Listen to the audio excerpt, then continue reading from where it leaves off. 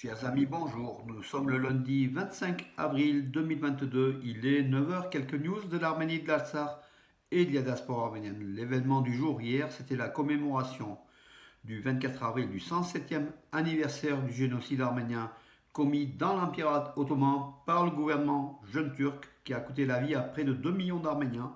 Donc hier, à Yerevan, au mémorial du génocide, euh, dans pratiquement toutes les villes du monde où il y a des fortes communautés arméniennes, notamment ici donc en France, à Paris, Lyon, Marseille, Valence, où il y avait 800 manifestants en Valence, selon le Dauphiné libéré, donc le journal de ce matin, euh, qui publie donc bien sûr la réélection de Macron, mais aussi un très bel article, voilà, donc, où 800 personnes ont défilé donc, à Valence à l'appel du C24, une manifestation réussie malgré justement les élections présidentielles qui ont peut-être coûté quelques présences tout simplement. Voilà. Donc on revendique, la revendication continue parce que la Turquie négationniste n'a toujours pas reconnu le génocide et le mouvement se poursuit. Donc Paris, a priori, c'était 6000, même plus de 6000 places du Canada donc pour cette commémoration. Voilà, donc partout dans le monde. L'élément nouveau, donc c'est l'élément nouveau. Donc le maire de Marseille, par exemple, demande l'entrée de Missak Manouchian, le résistant, au Panthéon.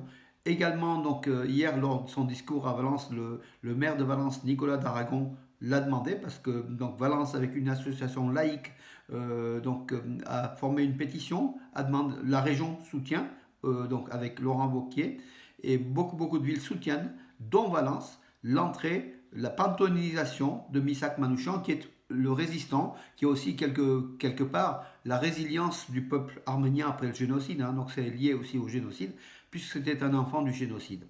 Kim Kardashian, la star mondiale de la télé-réalité, a posté aussi donc, plusieurs messages dans les réseaux sociaux.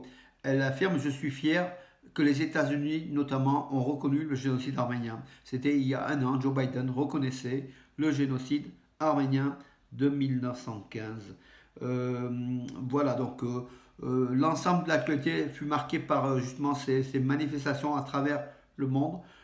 Ça a mobilisé donc l'actualité, elle était là-dessus. Donc voilà, donc écoutez, je vais être bref aujourd'hui. Donc oui, il y a eu des cérémonies républicaines comme à Valence aussi, donc avec la préfète on a commémoré ensemble donc avec la ville de Valence et le C24 le 107e anniversaire du génocide, la cérémonie républicaine mise en place par Emmanuel Macron il y a 4 ans, donc il y a 3 ans en 2019, voilà. Donc la préfète a fait aussi un discours de la Drôme, hein, a fait un discours quand même assez intéressant, voilà, Madame de Giovanni, hein, voilà.